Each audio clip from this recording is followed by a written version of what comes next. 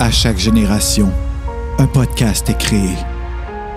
C'est accompagné des pâtisses que Stéphanie et Bruno partagent avec vous leur visionnement de Buffy the Vampire Slayer. Ce podcast est une présentation de Terreur sur le pod et est pour un public averti. Parce que tu pourrais entendre des mots comme Jessie se tue sur Xander. Bienvenue à Buffy contre le pod.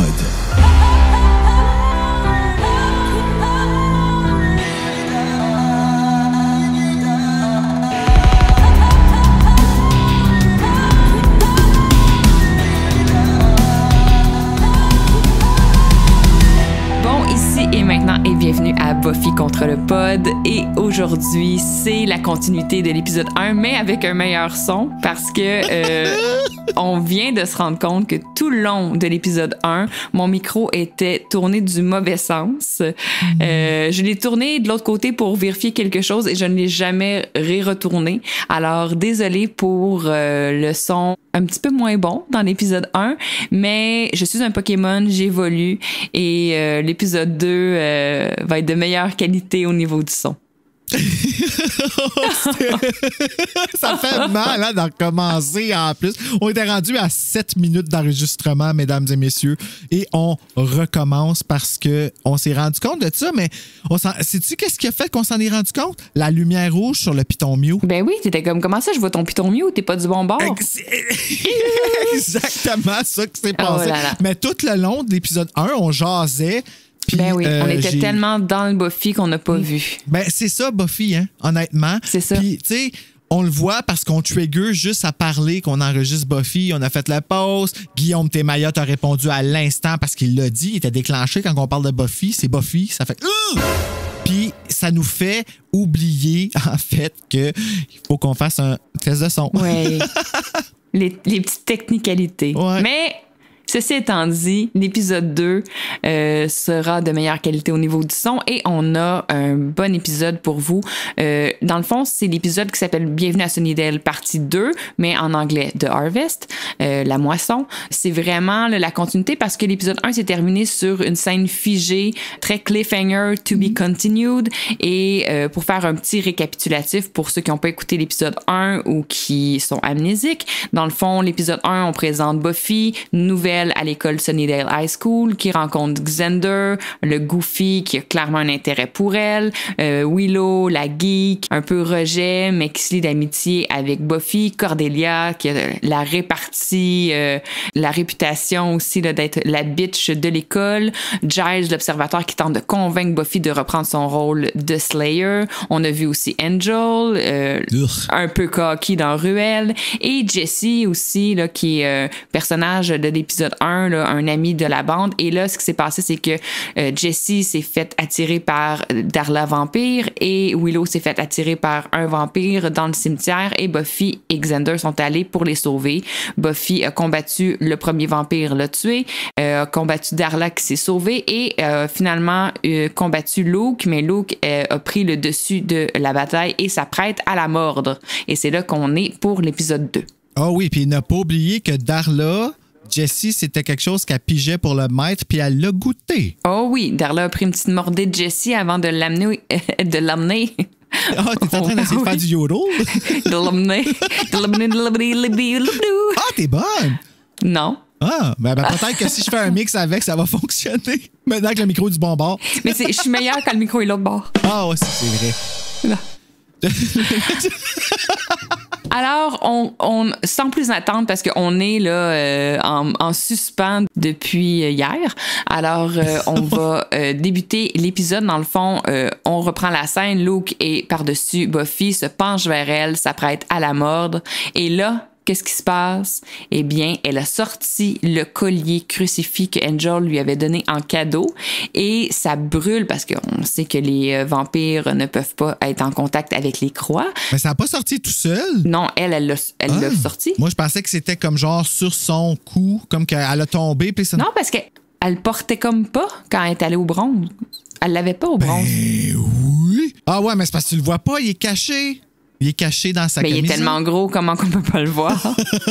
La croix est dense entre ses seins. C'est caché, oui, exactement. Okay. Je voulais pas le dire parce que je voulais être délicat. Là. OK. Donc, elle l'a dans son cou et quand Luke se penche pour la mordre, il touche la croix, puis là, il se met à brûler, puis il fait « Ah! » Puis là, il se retire. Ouais, ben c'est ça lui fait mal. Mais tu sais, les croix semblent ne pas faire mal à ce point-là aux vampires dans les autres épisodes futurs. Là. Comme là, c'est un vraiment peu comme exagéré comme réaction, que ça mette fin à la bataille. Ouais, à quelqu'un qui vient de la tapocher comme ça, c'est comme spécial, mais bon.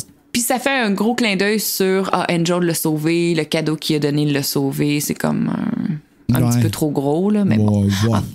Ceci étant dit, elle est sauvée, Luke se retire et elle aussi peut se retirer.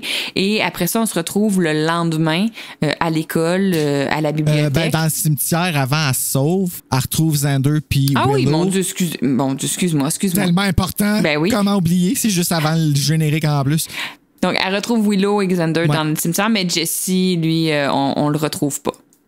Non, c'est ça, il est parti. Fait que là, on est comme Jesse. Puis là, il y a le petit vent là, qui passe. Exact. Et là, on se retrouve à l'école le lendemain et ils sont à la bibliothèque et ils discutent de tout ça avec Giles. Giles explique un peu c'est quoi un vampire, Xander Willow. Bon, il y a comme un peu, encore une fois, une petite scène là, où il y a de l'exposition, on explique des choses à Xander Willow / à l'auditoire. Buffy porte la croix et là, on la voit bien, là, la grosse croix là, à la porte. Là, je pense qu'elle est comme, hey, ça m'a sauvé la vie, ça. Finalement, c'était pratique. je vais le mettre à tous les jours. Donc, il y a comme cette scène-là. Puis là, c'est sûr qu'il parle de Jessie, il faut retrouver Jessie. Et Xander est déjà, là, on voit très loyal envers son ami, il veut absolument le retrouver. Puis là, c'est sûr qu'il y a quand même une espèce de soupçon qu'il serait peut-être soit mort ou déjà rendu un vampire. Mais lui, il continue à croire, non, je pense qu'on peut le retrouver, puis il veut vraiment retrouver son ami. C'est vrai que Willow, elle a pas l'air aussi inquiète, par exemple, que Xander. Ben, c'est pas son ami à elle. Ouais, peut-être, c'est vrai. Ben, il y a aussi le fait que tout le monde a sa classe, puis Xander a pas sa classe, mais tout le monde a son occupation. Tu sais, Willow, je peux aider avec les ordinateurs, parce que Giles, lui, les ordinateurs, c'est inacceptable. Mais ça n'existe pas dans son monde. Non, lui, là, c'est Evil Machine from Hell. Ouais. Puis Willow, elle, est capable de pénétrer dans dans la ville, dans le site de la ville pour aller hacker. Fait que, tu sais, elle a son utilité, mais Xander, lui, tu sais, faut pas oublier qu'il vit dans ce monde-là. Là. Lui, c'est nouveau, tu sais. Puis là, il y a une fille qui arrive puis lui dit que tu peux pas que tu peux pas servir, mais tu vas me nuire si tu viens. Oui. J'ai pas besoin de toi. C'est ça, ben, tu sais, là, lui, il a comme de la misère avec ça. Puis là, Willow, qui est comme, elle essaie comme d'y expliquer, il faut que tu fasses confiance à Buffy. Apparemment, il est pas rendu là. Fait que ça prend toujours plus de temps pour les gars, hein, ils le disent. Mais c'est dur pour lui de lâcher prise puis de laisser quelqu'un d'autre s'occuper d'aller sauver son ami. On sent qu'il veut s'impliquer.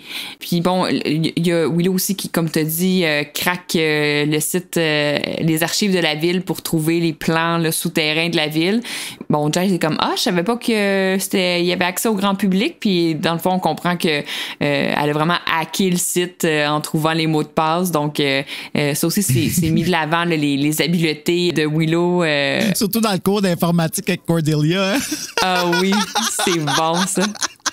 Puis là, il y a une petite parenthèse. Encore, on retourne dans le souterrain, puis on voit le Master. Et là, on voit les apôtres ou les disciples du Master qui lui apportent Jessie pour manger. Mais là, il y a déjà une petite morsure dans le cou parce que Darla, elle y a goûté sur le chemin. Elle a eu une petite fringale, puis elle a goûté à Jessie. Donc là, le Master, il est pas content là, que elle lui a goûté. Puis là, finalement, dans la discussion, on se rend compte que, bon, il y a Luke a combattu avec la Slayer. Donc là, il y a une Slayer dans le paysage. C'est dangereux pour eux. Ça pourrait mettre en échec leur plan avec The Harvest qui s'en vient la moisson. Donc, ils décident d'utiliser Jessie comme appât pour attirer Buffy. Donc, au lieu d'être un repas, il va être un appât. Non, c'est premièrement une promotion, comme il dit. Oui. Fait que, comme Luke dit. Mais c'est un jeu de mots qui est quand même vraiment le fun. Oui. Parce qu'on est comme, Jessie, moi, j'espérais encore la première fois qu'il survive parce que je me rappelle que je m'étais dit que si j'avais été Darla, j'aurais probablement mordu. Je l'ai pas dit à voix haute parce que j'étais vraiment pas rendu là. Mais je voulais pas, tu sais. Il y avait comme quelque chose que j'étais comme, on dirait que dans ma tête, j'aurais pu, mais moi, dans ma tête, j'étais une fille parce que c'était ça plus que je m'identifiais, là, mais j'aurais peut-être pu être un love interest pour Buffy, genre, je sais pas si tu comprends. Puis... Ouais, ben aussi le fait qu'il est présenté dans le premier épisode comme quelqu'un de la bande, au même titre que Willow, que Xander, que Cordelia, on pense que genre qu'il va être sauvé puis que sa présence va être sur du long terme là, qu'il va avoir un rôle plus récurrent que ça. Donc c'est quand même un choc là, quand on perd Jesse, on va le perdre, ça sera pas long, vous allez voir. Aussi gros que Drew Barrymore. Peut-être pas aussi gros. Non, pas aussi gros. Non, ça a fait mal, Drew Barrymore. Donc, Buffy, en se remémorant là, comment c'est arrivé là, la bataille dans le mausolée, pardon, elle comprend que, dans le fond, Luke est arrivé par derrière elle et qu'elle faisait face à l'entrée du mausolée. Donc, s'il est arrivé par derrière, c'est qu'il y a une autre entrée dans le mausolée. Donc, elle comprend que l'entrée des souterrains est dans le mausolée. Donc, elle décide d'y aller pour aller sauver Jessie. Xander veut y aller avec elle. Non, tu viens pas, j'ai pas besoin de toi, c'est moi toute seule. Et elle part au mausolée. Oui, quand elle veut partir de l'école pour aller au mausolée, elle croise le directeur flouté qui est comme on sèche les cours déjà la deuxième journée. Il y a bien du monde qui l'aime, cette scène-là. Sérieux, là. Ouais. God, ouais. Je me suis fait envoyer souvent, honnêtement. D'ailleurs, Guillaume Thémayotte, que je nommais au début de l'épisode, qui m'avait écrit sur Instagram pour me dire le meilleur saut par-dessus une clôture. Oui. Parce qu'on la voit vraiment sauter. En fait, on la voit juste comme quitter. On voit ses pieds quitter la terre d'un bord de la clôture et atterrir de l'autre bord. Donc, on voit pas tout, mais on comprend qu'elle a fait un méchant jump. Fait que tu sais juste, dans le fond, que Sarah Michelle Gellar t'a accroché sa clôture. Mais c'est quasiment comme ça se téléportait tellement mais c'est... Mais tu sais, quand on parlait tantôt, genre qu'ils s'embrassent puis ils descendent, ou à le mort, ils descendent, mais là, elle a fait la même chose, mais juste la caméra, t'es à terre. Oui, il y a un petit raccourci pour cette acrobatie-là entre toi et moi. On y a cru! Elle s'en va au cimetière, au mausolée. Dans le mausolée, pendant qu'elle cherche un peu l'entrée, il y a Angel qui revient pour lui donner quelques petites informations, toujours aussi coquille. Mais là, il y a un petit moment où il perd son espèce de masque de gars coquille qui la nargue. Ils ont comme un petit échange, puis là, elle lui dit... J'ai un ami là-dedans, je m'en vais le sauver, toi, tu sais pas c'est quoi avoir des amis. Puis là, il y a comme un visage de comme, il devient genre un petit gars de 5 ans, là, comme qui vient de se faire chicaner, il y a comme un petit moment de je n'ai pas d'amis. Puis là, elle voit qu'elle l'a comme un peu blessée, fait qu'elle est comme ok, c'est un peu bizarre. Moi, je suis en arrière, puis je suis comme là, je peux faire. Mais il est gossant, puis là, il parle un petit peu en métaphore, puis il est comme ok, t'as-tu les infos à me donner ou non? Tu sais, il est comme peut-être que là, peut-être. Tu sais, il gosse un peu. Il fait son mystérieux. Ça, il tente pas, là. Non, c'est ça, elle a pas le temps de niaiser. Puis tu sais, moi, ce qui me fait chier, c'est qu'elle s'en va, elle dit, tu sais, wish me luck, il dit rien. Puis là, elle s'en va, puis là, il dit good luck. Hey, ouais. Non, les premières fois qu'on le voit, là, il y a cette petite attitude-là qui m'énerve, mais on va la perdre, là, cette attitude-là, coquille, va la perdre tranquillement. Plus on avance dans la saison pour vraiment devenir plus vulnérable. Puis, devenir une bitch. Excusez, vous allez voir, moi, je suis vraiment pas Team Angel du tout, parce qu'il m'a trahi dans saison 2. Je le prends pas. Je comprends. Je m'en suis jamais remis. Jamais. Je comprends. Mais moi, j'étais Team Angel, mais quand Spike est arrivé, je suis devenue Team Spike. Donc, dans le fond, j'étais juste Team Angel en attendant, là, parce que dans le fond, Spike répond beaucoup plus à mes besoins. à toutes les notes, d'ailleurs. On se rappelle d'une maison détruite dans la saison 6. On continue. Start-moi pas. Hey! Et là, Buffy rentre dans les souterrains et Xander, vient la rejoindre. Je veux juste souligner la chemise de Xander, qui est une chemise avec des gros champignons verts. Mon Dieu, t'as remarqué ça, toi? Elle est magnifique, sa chemise. Donc, première fois que ça arrive, mais c'est pas la dernière, que Xander refuse de rester à la maison à attendre et va au front malgré ce qu'on lui avait demandé, on lui avait dit non, tu viens pas, il écoute pas, il veut y aller, il veut être au front avec Buffy. Donc ça, j'en parlais dans l'épisode 1, mais peut-être vous avez pas encore compris parce que mon micro est à l'envers, mais dans le fond, je disais que Xander a cette tendance-là là, à vouloir aller au front puis à aller de l'avant. Est-ce que c'est parce il est loyal, puis il veut aider, il a pas de pouvoir, mais il veut quand même aller de l'avant. Est-ce que c'est un peu un truc, un complexe au niveau, ben, j'étais un homme, c'est à moi d'aller se battre. Donc, il y a ça, là, qui va s'étaler un petit peu au courant des saisons. Mais là, c'est la première fois qu'il a pas écouté la consigne, puis contrairement à Giles puis Buffy qui attendent à la maison. La consigne. Lui, il est avec elle. Il veut être aidant, mais il l'est pas trop. Là, il a amené une flashlight qui est comme « Ferme ça! Tu vas nous faire repérer. » Donc, il est un peu maladroit. Et puis là, Buffy, elle commence à compter ça comme quand elle a... Tout ce qu'elle avait, c'était un petit canif pour trancher des têtes, parce qu'elle dit que trancher des têtes peuvent... Puis là, elle commence à raconter. Mais moi, ça, j'ai trouvé ça cute parce que oui, on rit de la peur de Xander, comme parce qu'elle arrête. Mais il y a le côté de Buffy qui est comme « Hey, j'ai des amis. » Tu comprends? Mm-hmm. J'ai des amis à qui je peux parler de... Tu sais, contente que Xander soit là d'une certaine façon. Ben oui. Là. Tu sais, moi aussi, là, ça me fait... Puis ça montre quelque chose de beau. Je trouve ça beau que Buffy elle fasse de son côté... OK, t'es dans mes jambes, mais je vais faire le compromis de t'avoir là parce que j'ai besoin de toi de cette façon-là. Tu sais, moi, je trouve ça super... dans le premier épisode, OK, là, je vais arrêter. Je suis peut-être un peu trop émerveillé, mais je l'aime tellement. Puis là, dans les tunnels, rapidement, il tombe sur Jessie qui est comme enchaînée. Puis moi, je me rappelle, j'y avais cru là, quand il trouve Jessie qui est enchaînée, il brise la chaîne, viens-t'en Jessie. Puis ils partent les trois, puis ils courent. Puis là, il y a plein de vampires qui courent après eux dans les tunnels. Moi, j'étais comme, ils ont retrouvé Jessie, yes, il est en vie. J'étais clueless là, du punch qui s'en vient. Ils n'ont pas senti qu'il était froid? Ben, il y avait... Non, complètement clueless. Donc, ils s'enfuient les trois, puis il y a des vampires qui leur courent après. Ils marchent super tranquillement, là, vraiment. Ils sont comme un peu zombies, vampires. Puis, ils réussissent à trouver une petite pièce où ils veulent s'enfermer. Ils sont en train de courir. Oui, puis il y en a comme... Puis il y a plein de vampires. Mais moi, ça m'avait stressé, cette scène-là, je me rappelle. Là. La porte! C'est comme vraiment stressant, ouais. Et là, dans le fond, il y a le reveal que Jessie est un vampire. Il est déjà transformé. Donc là, ça, c'est un gros choc pour Xander surtout. Donc bon, pousse Jessie à l'extérieur de la pièce, réussit à fermer la porte, mais tu sais, il y a la main qui sort, puis là, il ferme sur la... En tout cas, c'est vraiment stressant. Oui, réussit finalement à fermer la porte et à s'enfermer dans une petite pièce qui semble sans issue. Mais là, les vampires, de l'autre côté, commencent à...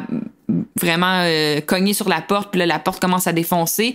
Et là, on voit une trappe au plafond. Donc, OK, on va sortir par là, mais là, encore une fois, super stressant. Les vampires commencent à détruire la porte. Eux autres ouvrent la grille, sortent par la grille, ça les amène comme sur une espèce de toit d'immeuble. C'est vrai que c'est stressant. C'est vraiment stressant. Puis là, c'est le jour à l'extérieur. Donc, ce qui finit par les sauver, c'est que quand ils sortent par la trappe, Buffy se fait empoigner la jambe, mais là, quand elle tire la main de vampire est au soleil, puis commence à brûler, donc le vampire lâche sa jambe, puis Xander et Buffy finissent par être libérés sur le toit sain et sauf. Ça, là, un autre dévoilement de voici une autre façon qu'on peut tuer un vampire. Exact. Il ne peut vraiment pas y aller. Parce que, tu sais, on voit pas ça souvent, les vampires aller dans la lumière, là, dans Buffy, parce que, tu sais, ils se donnent pas la peine, mais juste qu'on le sache, ça comme empêche beaucoup de shots, là, ici et là. C'est ça. On a vu que le crucifix avait des effets sur eux. Là, on a vu la lumière. Puis plus tard aussi, on va voir l'eau bénite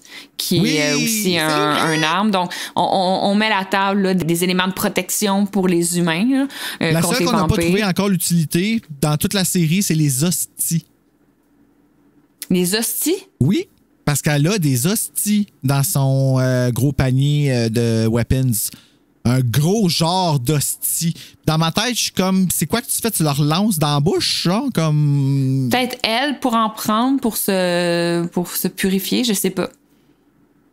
J'avoue. Ouais, c'est la question. Mais poursuivons. Et donc, là, retourne à la librairie pour apprendre la nouvelle à Giles et Willow. Donc, on a perdu Jessie, il est rendu un vampire. Puis, on voit que Xander est encore vraiment très, très atteint, là, donne un coup de pied là, dans une poubelle, meuble. Là, genre, c'est comme... ça met la table pour Xander pour sa haine profonde des vampires. Parce que... encore une fois, est-ce qu'il haïssait autant Angel parce que c'était un vampire ou parce que c'était le love interest de Buffy puis que lui, il était jaloux? Mais...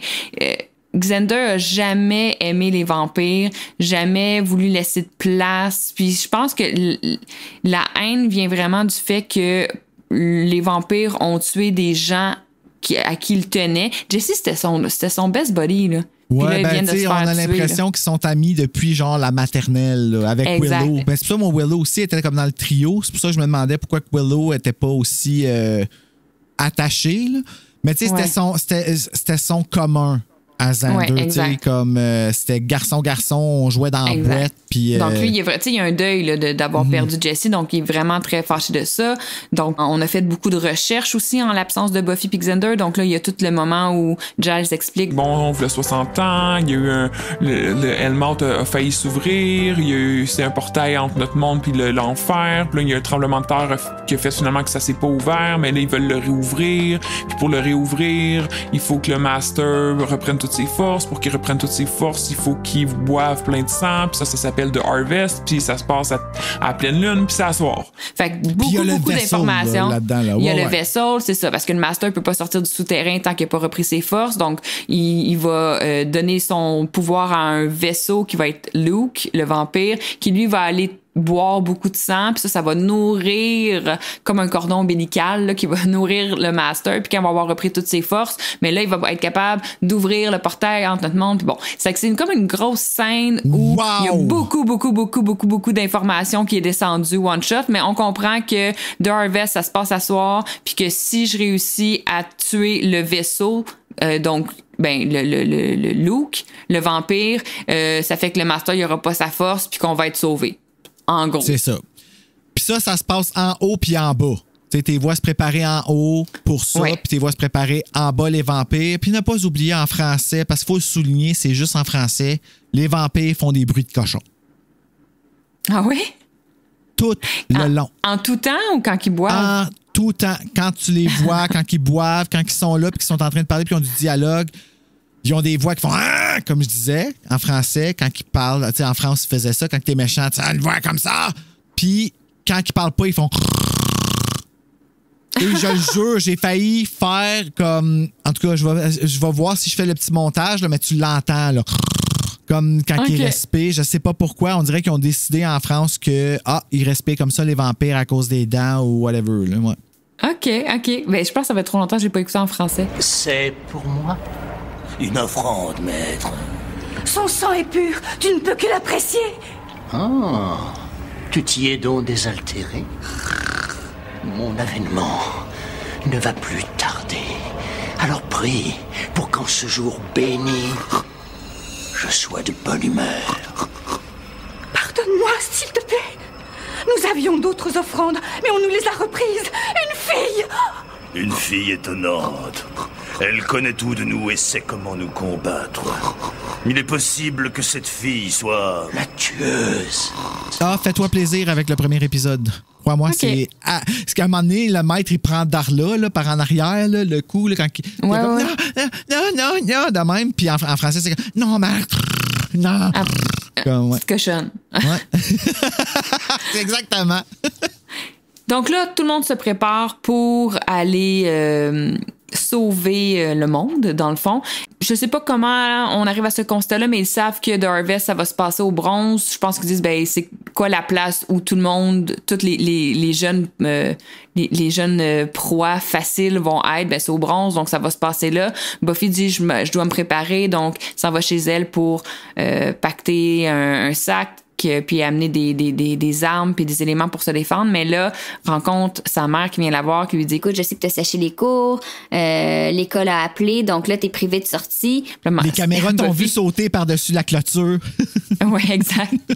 Puis là, Buffy dit, non, je dois absolument sortir. Et là, il y a vraiment une espèce de discours que la mère est comme, je le sais que pour toi, si tu sors pas ce soir, c'est la fin du monde. Mais c'est comme, oui, maman, tu comprends pas, là, si je sors pas à soir, ça va être la fin du monde. Donc, il y a tout ce discours-là, qu'il y a deux niveaux. C'est vraiment intéressant parce que elle dit, non, c'est pour ton bien que je te prive de sortie. Puis elle est comme, non, faut absolument que je sorte. Puis elle a comme une réaction d'adolescente normale qui s'obstine face à une punition. Sauf que nous, on le sait que c'est parce que c'est vrai, il faut qu'elle sorte, là, sinon, ça va être la fin du monde. Donc, c'est vraiment intéressant cette conversation-là. Mais ça fait mal quand même pour nous autres qu'on est comme, tu sais, la personne qui le vit, c'est injuste, exactement. Puis ça fait mal. T'es comme, non, mais peux-tu écouter, toi qui es en position d'autorité, peux-tu entendre mon point de vue, s'il te plaît, comme parce que ce soir en particulier, c'est... Puis, tu sais, comme non, il n'y a pas de place à la négociation, mais là, ici, l'enjeu, il est vraiment comme... Oui, mais parce que Buffy peut pas donner toutes les informations sur les réels enjeux de la soirée, mais ça fait qu'elle est un peu, elle tombe short sur les arguments pour convaincre sa mère de sortir, puis ça fait juste, il faut absolument que je sorte. Moi, dans ma tête, c'est comme, emmène-la, ta mère avec toi, puis mon dit. Oui, c'est ça.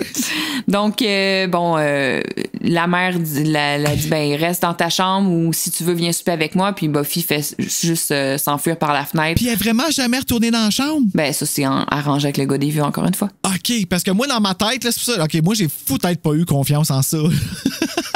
Mais c'est parce que, tu sais, après ça, est-ce qu'elle est retournée dans la chambre puis elle s'est rendue compte qu'elle était sortie quand même, puis juste, elle s'est dit, je vais lui donner une plus grosse punition demain. Je sais pas, on n'a pas accès à cette scène-là.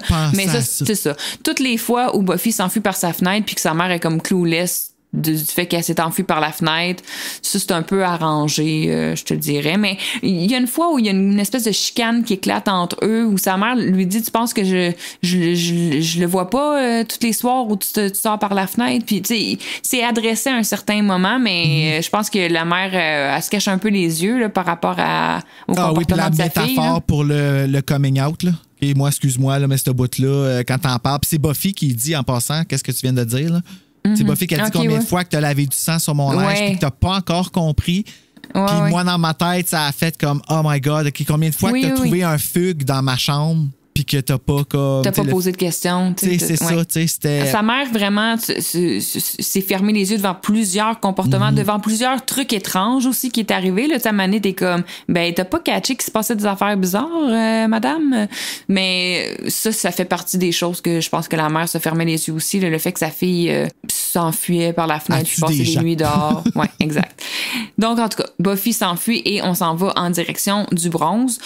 Au bronze, on voit la gang de vampires méchants arriver. Puis ça, c'est quand même une scène, il y a comme une toune qui part, puis il arrive comme il marche en espèce de crew au ralenti. Une reproduction de The Craft, mais moins réussie. Ah oui, vraiment, vraiment. Puis prend le doorman en otage, rentre à l'intérieur, on arrête la musique et là, tout le monde se fait dire... Vous êtes là pour servir le maître et puis on commence le festin.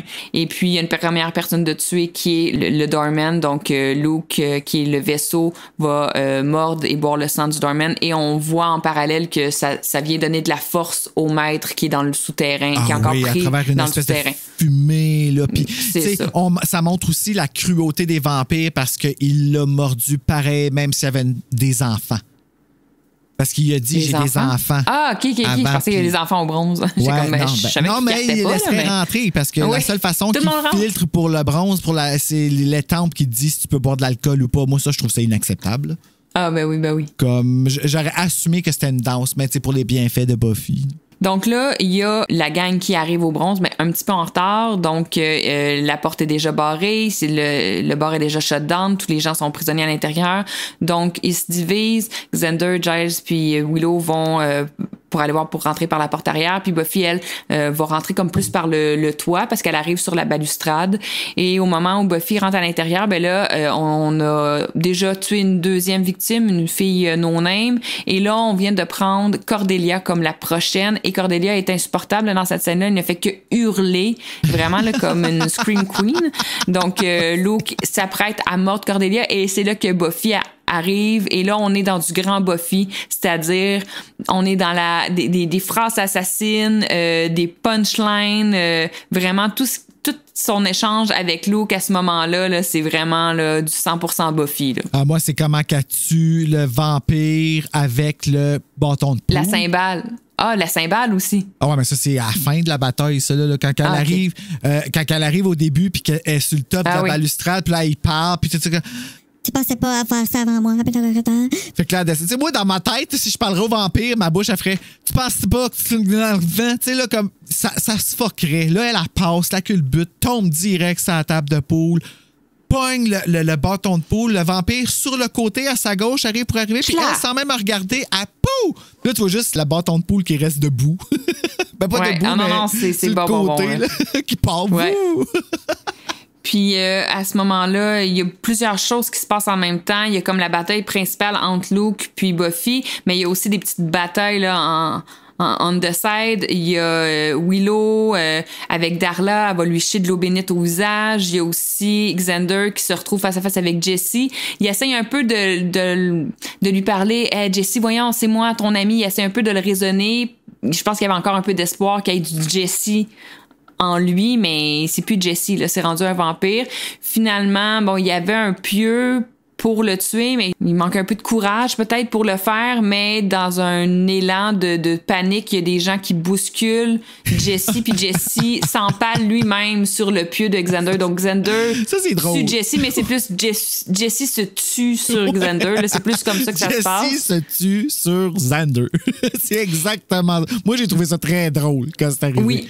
Parce que ça a comme coupé le dramatique là, de la situation, genre de comme, oh my god, mon meilleur ami, tu sais, ça. Puis il est en train de le menacer, puis c'est ça. Tu sais, comme, ça a pas duré longtemps, genre, c'est déjà réglé. fini. Et Jesse est parti en poussière et on ne le reverra plus jamais, malheureusement. Moi, je l'aimais bien, donc c'est triste, mais ça a quand même un rôle quand même important dans ces 2 épisodes-là. Moi, je l'ai trouvé marquant. Ça aurait été... je l'aurais mordu.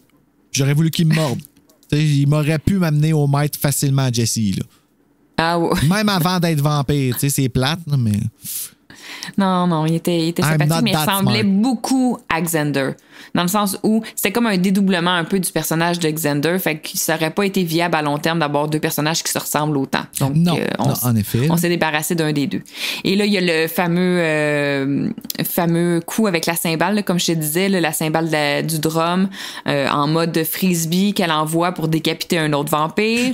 Là, on est dans l'espèce de moment final là, entre Luke puis Buffy. Buffy se bat vraiment mieux que la première fois, donc elle a comme appris de ses erreurs de sa première bataille avec Luke, on sent, elle est plus solide. Et puis bon, la finale que j'adore, que je me rappelle, elle va dire il y a une chose que tu ignores, faut que tu fasses attention au soleil. Puis là, elle brise la fenêtre derrière lui. Et là, il y a comme il a peur parce qu'il y a de la lumière qui rentre, mais finalement c'est juste la lumière de la ruelle parce qu'on est encore la nuit. Fait que là, elle dit le soleil se lève juste dans 8 heures, crise de niaiseux.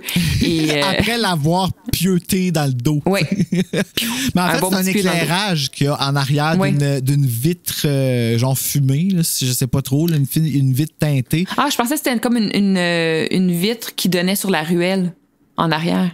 Ça peut être ça aussi, mais c'est une lumière d'éclairage. C'est parce que c'est fort, là, c'est plus fort qu'il faut que ce soit aveuglant. C'est pas juste un lampadaire. C'est un lampadaire qui éclaire de même. Oui, non, c'est une grosse lumière. Puis elle le traite de moron en plus. T'sais. Ah oui. C'est comme dans 8 heures, you moron. Ah oui, non, c'est bon. Et là, ben, Luke est mort, donc on voit en parallèle le Master qui ressent là, qu'il a perdu son lien avec The Vessel, puis il fait musique, comme... Puis là, Luke qui tombe au ralenti. Puis je lui ai écrit, Angel dit She did it. Angel était... Ah oui, Angel il est comme à l'extérieur du bronze, puis là, il voit du monde qui court, qui se sont sauvés, puis là, il dit She did it. Hey! Ben, une chance, parce que sinon, t'étais pas dans le bar pour aider personne. Ouais, c'est ça, ouais. Bravo, Angel. Et la finale, le classique, comme à la fin du pilote, on se retrouve le lendemain, et là, on s'attend à ce que tout le monde soit bien traumatisé de ce qui s'est passé au bronze, mais le lendemain, tout le monde est bien normal, puis... comme d'habitude. Et on a notre gang qui est ensemble, donc Willow, Xander, Buffy et Giles qui se retrouvent ensemble à l'école et qui discutent de ce qui s'est passé. Puis là, on voit déjà la chimie, la dynamique, c'est soudé. Ben, tu sais, ils ont cette espèce de secret-là qui partagent du fait que Buffy est une Slayer puis qu'ils ont passé à ça de la fin du monde. Donc déjà, là, c'est soudé pour la suite des choses. Oui. Et c'est la fin! Ben, ouais, la conversation que là, ils vont aller choper puis qu'ils vont aller nanana puis tout ça. Là, c'est comme puis là, Giles qui dit qu'il y a plein d'autres monstres qui vont popper puis que là, le world is doomed. C'est juste le début. Ouais, comme... Oh là là, ouais, c'est... on dit que c'était bon. Délicieux. Délicieux épisode. Et puis, pour la suite, ben, je t'envoie au bloc 4 pour le tour de table. C'est la parole des Patties, ceux qui tripent solide sur Buffy comme nous autres en ce moment, qui veulent parler. J'explique. Ça, c'est posté d'avance. Dans le fond, on demande aux Patties de nous dire leur expérience avec les épisodes de Buffy qu'on couvre. Et ça a répondu, Steph? tu vois, j'ai fait imprimer pour le bien de la cause. Et, quasiment plus épais que le catalogue Sears. Exactement. Mais là, ici, c'est le softer side. C'est le catalogue de Noël. On a Guillaume Témaya, je disais justement qu'on le triggerait. Là, ben lui, c'est le premier qui a répondu. Yes. Il était direct sur le piton. Première question. Allez-vous parler du pilote qu'ils avaient fait de l'émission? Réponse, oui. On en a tellement parlé qu'on a fait un épisode là-dessus. Exactement. Donc, seule chose que j'ai à dire pour le premier épisode, c'est on n'a plus jamais vu sauter Buffy par-dessus clôture comme ça. Oh non, ça c'est vrai. Et je pense que c'est la première fois que je tombais en amour. Blague à part, là, dès le premier épisode, j'ai été accroché particulièrement par la chanson thème. C'est rendu épique. Mais faut se l'avouer, la première saison n'est clairement pas la meilleure, surtout à cause de certaines mentes religieuses. Parenthèse, je sais, Bruce, tu aimes cet épisode. Oui, j'adore cet épisode. Teacher Pet, moi aussi je l'aime. Mais sinon, que du gros love pour la série. Yeah, merci Guillaume. Oh ouais, oh mon Dieu, ça me rend tellement dedans. Là, j'ai répondu, il m'a répondu après, tu sais, c'est comme on se peut plus. MC Langlois, là c'est pas recto verso, faut que je me rappelle. MC Langlois qui nous a écrit: je me souviens d'avoir loué ça au dépanneur de mon quartier en VHS. Le fameux VHS que je parlais tantôt, le coffret. Oui. Donc, je ne me souviens plus si c'était plusieurs cassettes ou juste une. En fait, c'est qu'il y avait plusieurs épisodes par cassette, donc 2. OK. Tu vois, on répond à la question pop culture. Mais je me souviens les avoir reloués souvent. Et moi, je te comprends. J'ai adoré cette série instantanément et ça remonte à cet été pour ma dernière écoute de la série. Je suis assez fan pour me faire des marathons une fois de temps en temps. Je comprends. Moi, c'est une fois par 3 ans. Ça m'éprend. Ouais, moi aussi, je te file, j'ai fait 3 fois saison 1 à 7. Oh, God. T'en pars un, tu peux pas arrêter parce que t'embarques, t'as besoin de voir l'accomplissement puis tout. Fait que on a Catherine Terrien. Catherine. Mon Dieu, moi j'ai vu Cap, j'ai arrêté là. J'ai décidé que Catherine Terrien, il me semble que ça me dit quelque chose. Non, c'est Caroline Terrien, son nom. Ah, je m'excuse, qui nous dit Oh my God, enfin Buffy! Je dis en grosses lettres majuscules. Je m'excuse, j'ai sûrement réveillé Bella en haut. Bon, par où commencer? Par le début. Je devais avoir 7 ans quand j'ai découvert Buffy et ça a littéralement changé ma vie. Aïe, je viens de me casser. Micro vous avez pas vu, mais ça a failli changer la dentition de Bruno, là, ce qui vient de se passer. J'ai failli perdre une dent. Excuse-nous, Caroline. Quel chef-d'œuvre! Le jour, j'écoutais Radio Enfer et le soir, avant de me coucher, c'était Buffy. Oh, comment Vous écoutez Radio Enfer. Puis je trouve ça cool parce que Buffy à Canal Famille, quand ça jouait le lundi et le mardi. Fait que c'est pour ça qu'on l'a eu plus rapidement pour attendre, parce que quand ça jouait en français, on était déjà rendu à saison 3 en anglais. Fait qu'ils ont rattrapé quand même rapidement le Canal Famille parce que Buffy était rendu à saison 2 en France, puis les affaires sortaient, nous autres, au Québec. Fait qu'on avait plein de punch, là. Je poursuis. J'écoutais Radio Enfer. Je me rappelle que je l'écoutais dans ma chambre seule quand je savais que j'allais pleurer. Hashtag Buffy Kills Angel. Oh my God, oui, tellement. Tellement, Caro. Je voulais être Buffy. Je la trouvais donc forte et donc belle. Je la comprenais donc à 7 ans. Ben oui, tu sais. Oui, non, mais hey, écoute, tu la comprenais du haut de tes 7 ans. Écoute, moi, pour vrai, je prends ça super sérieux. Elle a ri, là, mais moi, pour vrai, j'y crois à ça, là, oui, là. Bref, les 2 premiers épisodes introduisent bien les personnages et mettent bien la table pour la série, je trouve. J'ai longtemps boudé la saison 1, je la skippais. Oui, on l'a tout fait, hein. Je pense qu'on a tout... c'est aujourd'hui qu'on découvre. Ouais. Mais je l'ai redécouvert il y a quelques années et je l'adore maintenant. Tous les bons clichés du cinéma d'horreur. C'est ça, c'est que dans saison 1, on lit ça, ces clins d'œil-là. Avec un certain pantin maléfique qui nous en rappelle un autre. Oh oui. La mère de Buffy, trop investie avec ses livres bidons de Parenthood, Xander l'incrédule, Willow avec sa belle robe. Sears. Et Giles avec ses complets, haha, et Angel le ténébreux. Regarde, tu vas être avec toi, Steph. Bien hâte de vous entendre. Merci, Caroline. Merci, Caroline. On a hâte que tu nous entendes aussi. Et que tu t'entendes aussi. On espère que tu as aimé ta voix.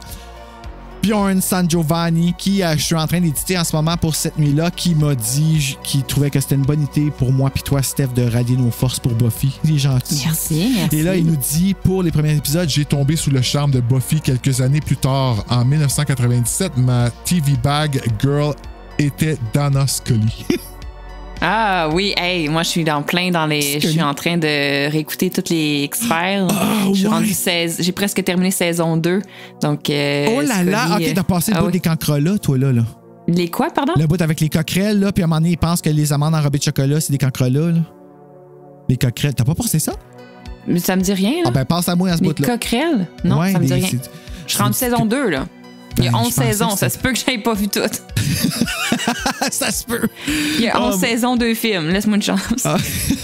Ah, les films! Moi, j'allais assez Scully avec son trench coat. OK, excuse-moi, Bjorn. OK, je te poursuis. Bjorn. J'étais trop sous l'emprise de Dana pour en avoir une deuxième. OK, je comprends. Un ami m'avait prêté le DVD de la saison 1 et bang, j'ai dévoré les premières saisons et découvert live les dernières. Aujourd'hui, beaucoup de nostalgie, de magie. Je vais me retaper la série au fil de votre podcast. Trop excité. Yeah! Merci de nous accompagner là-dedans.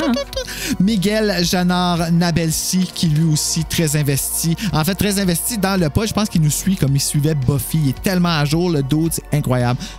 Merci Miguel, là, pour vrai. Merci Miguel. Tes oreilles sont coussinées d'amour. Donc, il nous dit... J'ai regardé cette série dans le désordre au tout début car les DVD n'étaient pas encore sortis. Okay. J'ai eu un coup de cœur pour Sarah Michelle Gellar dans Le Pacte du Silence. J'ai appris par les annonces sur Fox qu'elle jouait dans cette série. Wow, OK. Sa référence, ça a été ça. Tu vois, moi, ça a été le contraire. Quand j'ai vu Buffy se faire tuer dans Le Pacte du Silence, j'ai pleuré. J'ai pleuré. Littéralement, ça m'a jeté à terre. Mais c'était pas Buffy dans Le Pacte du Silence, par exemple? Non, c'était pas Buffy. Okay. Mais pour toi, c'était ça. Je comprends. Parce que quand je l'ai vu, en plus, moi, c'est Anne-Marie Lozic qui m'a montré cet extrait-là à travers Box Office quand que Ellen Chivers s'est fait tuer. Puis quand je l'ai vu, j'ai pleuré. Vraiment, là, c'était... En tout cas, peut-être la meilleure scène de mort ever dans un film. Un de mes amis avait enregistré sur cassette quelques épisodes. Non, c'était pas moi. Et mon tout premier a été Helpless de la saison 3. Et là, OK. T'as commencé avec un capable. Où Buffy perd ses pouvoirs et doit se défendre contre un vampire psychopathe qui, par vengeance, tente de la tuer et kidnappe sa mère. C'est un peu flou dans mes souvenirs. Je trouve pas ça si flou que ça, mais... Non, c'est très exact. Ouais, c'est excellent, cet épisode-là. Mais quelle façon de s'introduire à la série. En effet, puis un épisode dans lequel on voit Buffy se cicatriser beaucoup, là, des gros gaches de sang dans sa face puis tout. Là, J'ai immédiatement accroché à la série. Je me souviens que dans le premier épisode, j'ai trouvé que c'était une belle introduction à la Scooby Gang... Ça me fait un malaise à chaque fois. Mais non! Surtout grâce aux répliques de Cordelia. Lorsque Buffy l'adresse au Bronze avec un pieu en pensant qu'elle est une vampire, Cordelia a dit à ses acolytes « Excusez-moi, je dois appeler tout le monde immédiatement. » Oui. Les bitcheries de Cordelia m'ont toujours fait pleurer de rire. OK, fait que tu vas t'amuser avec nous autres, Miguel. On est d'accord là-dessus, Miguel. Et dans le deuxième épisode, à la fin, lorsque Giles prévient qu'il y a des fortes chances que d'autres vampires démons reviendraient pour détruire la Terre, Buffy, Xander et Willow sont heureux comme cela et ils ne retourneraient pas à l'école. Giles est découragé. Oui, c'est ça, tu sais, puis on s'identifie, on veut tout être cette gang-là. La preuve, j'ai même écrit une histoire que c'était ça. Faut que je te sorte ça, hein, Steph, d'ailleurs? Oui. La première saison n'est pas dans mon top, mais à chaque fois que je réécoute quelques épisodes avec le temps, je l'apprécie de plus en plus.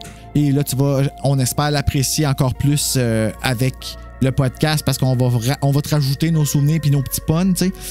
On en reparlera, mais l'épisode que son père explique à Buffy pourquoi ils se sont séparés, lui et Joyce, et que c'est à cause d'elle, me brise le cœur à chaque fois. J'ai hâte de vous entendre. Oh là là. Puis là, on a parti une conversation que je vais pas poursuivre. Vous pouvez aller la lire sur Instagram parce qu'on a, comme vous pouvez voir, Miguel a une très forte connaissance de Buffy. Alors, il y a de plus. Marianne Petticlerk qui nous dit... Depuis des années, peu importe ce que je peux découvrir de nouveau comme série, Buffy the Vampire Slayer reste... elle a écrit BTVS, hein? Entre nous, c'est même qu'on appelle ça. Reste toujours mon incontournable. Un non égalé, je dirais, pour moi, là, honnêtement. Je n'ai pas écouté la série dans l'ordre au départ parce que j'écoutais les épisodes tard le soir quand j'allais dormir chez ma grand-mère, collée avec elle dans sa chambre au travers des épisodes de Medium et de Ghost Whisperer, qui ont sûrement très mal vieilli. je te confirme. Mais qui m'ont donné des premiers frissons. Oh my God, les souvenirs personnels, moi, ça vient me chercher comme ça. Là. Tellement. Buffy a toujours été ma série préférée de plus loin que je me souvienne et je suis instantanément tombée sous le charme. Les 2 premiers épisodes, comme mentionné précédemment, font une bonne introduction des personnages, du setting et du potentiel que cet univers avait à explorer. Et que dire de la chanson thème? On accroche dessus, hein? Ouais. Je suis vraiment contente que vous ayez enfin décidé de vous lancer dans ce projet. Je vais suivre ça avec impatience. Merci, Marianne. Merci, Marianne. Merci. Hugo Deschamps. Cette série est la série que j'ai le plus écoutée dans ma vie. Au secondaire, j'étais tellement fan que je pouvais nommer les épisodes en ordre. Hey, comme moi avec les frissons. C'est vrai, ça, je me disais, me fait penser à quelqu'un. On va bien s'entendre, Hugo. La série m'a suivi tout mon secondaire et s'est terminée la même année que ma graduation. Oh, wow. La 7, moi, c'est la 5, tu vois, c'est quand que Buffy est morte. Tu sais, ça marque des affaires, hein? Ben oui. Je suis même prêt à me faire mettre au test par n'importe qui en disant fan fini, parce que c'est moi le plus grand fan. Oh, c'est pas tombé dans l'oreille d'une sourde. Hugo, je vais m'en rappeler. Ah non, mais j'aime ça qu'il assume ça de en partant puis qu'il vient triggerer le monde de même, là, tu sais. Bref, j'attends mon invitation sur un épisode. J'ai acheté le coffret DVD de la saison 1 avant même d'avoir un lecteur DVD. Ah oui, ça, ça aussi, je peux te suivre là-dessus, je comprends. On se prépare à collectionner, tu sais. Mon plaisir coupable est de me claquer la série en ordre à chaque année pendant les vacances des fêtes. OK, avec la série en ordre à chaque année, ça, c'est next level, en effet. Comme... Mais attends, cette saison, pendant les vacances des fêtes, c'est pendant 2 semaines? Ah ben, je le croirais. Moi, je fais ça avec... Hugo, est-ce que tu dors des fois? Ben, ça passe vite. Ça passe vite. 7 saisons en 2 semaines? Ben ouais, mais il y a probablement ces incontournables à chaque année, comme qui va faire, OK, ben tu sais, ça, j'ai à suivre. Puis on s'entend, s'il est capable de nommer les épisodes en ordre. Il est capable de savoir ce qui se passe entre les épisodes ici et là. Et c'était ce qu'on avait, en fait, des auditeurs de Buffy contre le pas, des pâtisses qui ont participé. Merci pour tous ces beaux partages puis commentaires. Retrouvez tout ça sur le Patreon de Terreur sur le pod si vous voulez poursuivre les lectures parce que ça va plus loin que ça encore. Puis là, Bruno, maintenant qu'on a entendu les commentaires de nos auditeurs sur les épisodes 1 et 2, je veux savoir, toi, par rapport à l'épisode 1 et 2, est-ce que tu as des quotes que tu as ressortis? Oui, en fait, j'ai écrit, je l'écris en français cette fois, et c'est Alex quand il dit « Hier, je m'intéressais à la pop musique et aujourd'hui, à la pluie de grenouilles. » Ah oui, quand ils font des recherches. Moi, j'ai pas de quote en particulier, mais je dirais tout ce que Cordelia dit. Que ça soit vraiment le gag de Sears, quand elle dit on pourra pas rencontrer Coach Carter, The Woman with the Chest Hair. Tous ces commentaires sont délicieux. Don't you have an elsewhere to be? Ah oui, ou quand elle parle, à un moment donné, elle est comme avec sa gang de filles là, au bronze, puis elle est en train de parler, puis il y a une des filles qui ose rebondir sur ce qu'elle dit, puis elle dit excuse-moi, genre, madame, je coupe tout le temps la parole, je peux-tu finir une phrase? Mais c'est que elle qui parle, tu sais, puis elle overreact parce que l'autre a parlé une fois. C'est juste la fille accepte ça. Oui, la fille est juste comme oh désolée. Je vais prendre mon C'était juste la première fois qu'elle parlait en 4 ans. En tout cas, tout ce qu'elle dit est merveilleux. Donc moi, je dirais que mes favorite quotes, c'est tout ce que Cordelia dit. Sinon, coup de cœur, pieux dans le cœur pour les épisodes, Bruno? Coup de cœur, moi, Jessie qui se tue par accident. Je trouve que ça, c'est... Mais c'est plus pieux dans le cœur, ça me semble. Ben oui, pieux dans le cœur de Jessie, mais dans le mien aussi, j'ai eu de la peine. Oui. Mais ça, je trouvais que c'était comme une bonne façon de setter le tone de Buffy. Tu sais, oui, on va peut-être tuer des personnages principaux, pas comme dans Walking Dead, là, mais on va peut-être en tuer, on va les tuer avec humour, puis tu vas avoir le temps d'apprécier, puis tu sais, ça va être bonne blague, on passe à autre chose. Puis mon coup de cœur, mon pieux dans le cœur, j'aimais mieux l'autre Willow. C'est pas vrai, c'est une joke, c'est pas vrai. Non, j'ai pas de coup de... J'ai pas vraiment de pieux à part, je te dirais dehors, Buffy, quand elle dit à Alexander, y a-tu pas quelqu'un qui sait pas c'est moi la Slayer? Comme que je trouvais comme, OK. Non, comme même la première fois, quand je l'ai regardé cette scène-là, j'étais comme, je n'aurais fait un autre de celle-là. Mais c'est ça, c'est pas mal tout. Parfait. Moi, je te dirais mes coups de cœur, ça serait le ton en général, là, l'humour. J'aime vraiment là, tout ce qui est... tous les aspects comiques. Je trouve que c'est on point dans l'épisode. Puis plus dans le cœur, je te dirais le outfit que Buffy choisit pour aller au bronze. Ah oui! Ouais. Puis l'introduction d'Angel puis sa petite attitude cocky qui me revient pas. Ça, c'est mes 2 pieux dans le cœur. Non, mais inquiète-toi pas, Buffy, elle va régler ça dans saison 2. Là. Ta note sur 5? J'ai de la misère à donner des C'est notes. dur. C'est dur, je suis pas capable. Moi, je peux te dire que c'est un épisode passe-partout pour moi. Mm-hmm. Tu sais, comme c'est un épisode que ça peut faire suite au film, ça peut faire suite à avoir lu le livre du film aussi, puis voir comme, tu sais, ça introduit pas mal tout bien. En fait, la saison 1, elle passe partout et plus aujourd'hui que jamais, je pense, dans notre redécouverte de Buffy, parce que il y a plus, je trouve, il y a plus de chair que je pensais après là, c'est l'affaire des rêves puis tout ça. Fait que, ouais, moi, je te dirais que cet épisode-là, c'est un épisode à sélectionner, à regarder puis à mettre dans une playlist pour quand on veut consommer Buffy. Absolument. Moi, je vais lui donner... pour les 2 épisodes combinés, là, je donnais une note commune, je vais dire 3.7.5, genre 3.75, parce que je sais à quel point il y a des épisodes de meilleure qualité qui s'en viennent, puis que là, je vais donner des notes plus élevées, donc je vais pas le mettre trop haut, mais c'est vrai que c'est un épisode très... C'est très bon, c'est très... c'est dans le ton, il n'y a pas de major faux pas, donc je vais y aller avec 3.75, tiens. Ça aurait été à peu près ça que j'aurais donné aussi. Mais je pense que c'est probablement ça que je vais... Non, pas tous les épisodes. Il y en a qui me marquent encore plus, là, mais... Puis, bien sûr, on prend note que si on est capable d'écouter la série dans sa version originale, dans le frame 4.3, plutôt que de l'écouter en 16:9 widescreen, comme on dit dans les années. Elle est mal faite, la reconstruction de Buffy. Elle était vraiment faite pour être vue en 4:3. Je pense qu'on devrait garder ça comme ça parce qu'on voit même des fois des cordes pis tout là, à côté dans le... Des quoi? Des cordes qui vont faire bouger je comprends. des claviers ou des affaires. Tout ça, c'est des affaires mal cachées. Puis, ou des fois, ils ont juste approché l'image sur le 4.3, fait que c'est comme trop dans leur face. Tu vois juste comme, genre, le visage et non pas le menton puis le top de la tête, là, tu sais. Fait que c'était vraiment... Ça a été filmé en fonction que ce soit diffusé et consommé en 4.3. Je pense que c'est important de garder ça. Même si c'est pas en HD, le feel, la vibe VHS de Buffy, je trouve que ça fait partie de Buffy. Puis, en tout cas, si vous êtes capable, je vous le conseille fortement. Excellent, merci pour le conseil d'expert. Et là-dessus, Bruno, on a conclu les épisodes 1 et 2 de la saison 1. Et la semaine prochaine, je dis la semaine prochaine, la prochaine fois qu'on va se voir, le prochain épisode, parce qu'on se garde ça en tête. Hein? Buffy, ça sort pas nécessairement dans...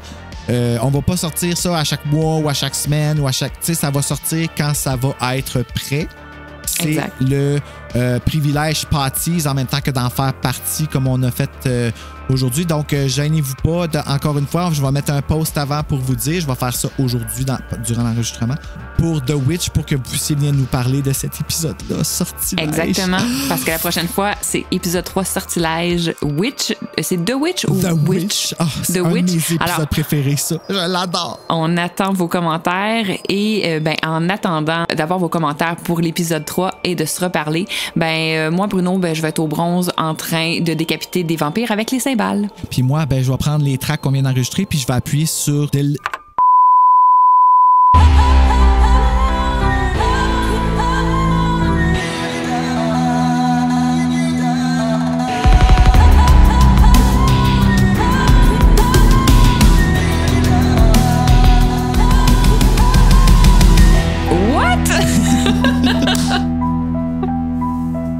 C'est bon. On oublie d'en parler, mais ceux qui ont écouté Buffy vont comprendre. Veux-tu que je vais mon micro de bord pour qu'on recommence? Non, je suis curieux, par exemple, d'entendre... Hey, tabarnak de calice de ciboire de cul.